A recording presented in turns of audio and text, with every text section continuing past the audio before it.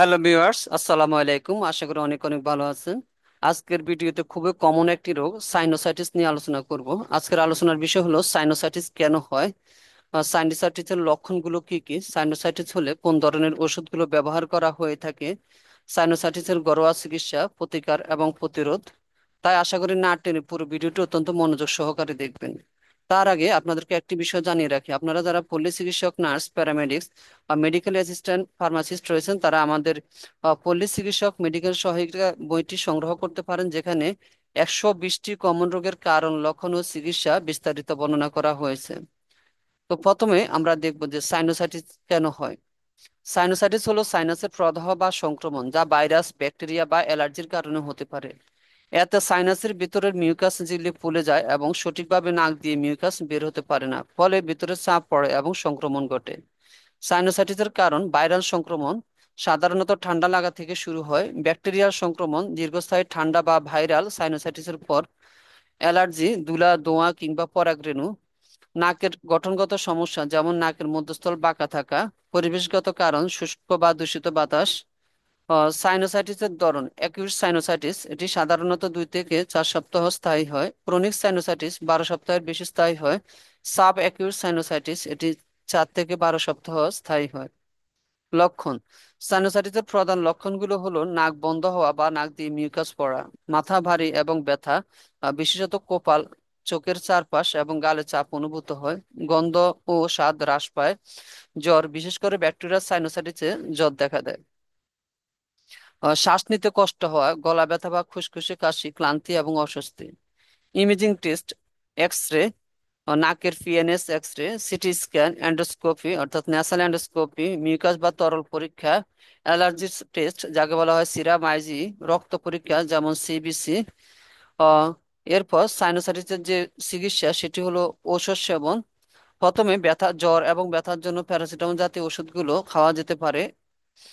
এরপর নাকের প্রদাহ কমাতে চিকিৎসকগণ ফ্লুটিকাসন জাতীয় যে স্প্রে আছে সেগুলো ব্যবহার করতে পারেন, যেমন ফ্লুটিকা বা অ্যাবা স্প্রে, 1 থেকে 2 স্প্রে করে দিনে একবার বা ডাক্তারের পরামর্শ অনুযায়ী।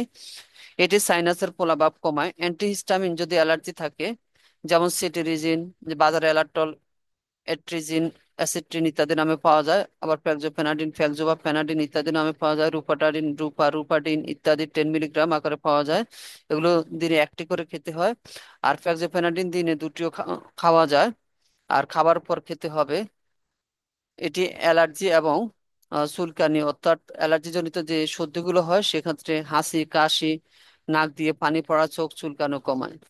আর অ্যান্টিবায়োটিক যদি ব্যাকটেরিয়াল সাইনোসাইটিস হয় সেক্ষেত্রে অ্যান্টিবায়োটিক ব্যবহার করে থাকেন ডাক্তারগণ। যে সকল অ্যান্টিবায়োটিক ব্যবহার করে থাকেন এর মধ্যে অন্যতম হলো অ্যামোক্সিসিলিন প্লাস ক্লেবুলানিক অ্যাসিড, যেগুলো বাজারে মোক্সাক্লাভ, পাইমোক্সাক্লাভ ইত্যাদি নামে পাওয়া যায়। এগুলো 8 ঘন্টা পর পর অর্থাৎ দিনে 3টি করে খেতে হয়, এভাবে 1 সপ্তাহ, অথবা রোগীর অবস্থার উপর নির্ভর করে এটা আরো কম বেশি হতে পারে। আর সেফরোক্সাইম বা ক্লেবুলানিক অ্যাসিড, এই দুটা কম্বাইন্ড বাজারে রোবোক্ল্যাব, সিবুটিন প্লাস ইত্যাদি নামে পাওয়া যায়।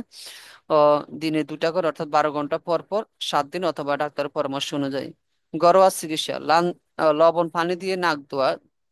সাধারণত নাক পরিষ্কার রাখতে দিনে 2 থেকে 3 বার লবণ পানি দিয়ে নাক ধুতে হবে। গরম পানির ভাপ নেওয়া, কারণ এটি নাক খুলতে সাহায্য করে।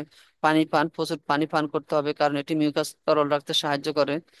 প্রতিরোধ, ঠান্ডা থেকে নিজেকে রক্ষা রাখতে হবে, ধুলাবালি ও অ্যালার্জেন বস্তু ছড়িয়ে চলতে হবে, নাক পরিষ্কার রাখতে হবে, অনেক বেশি পানি পান করতে হবে।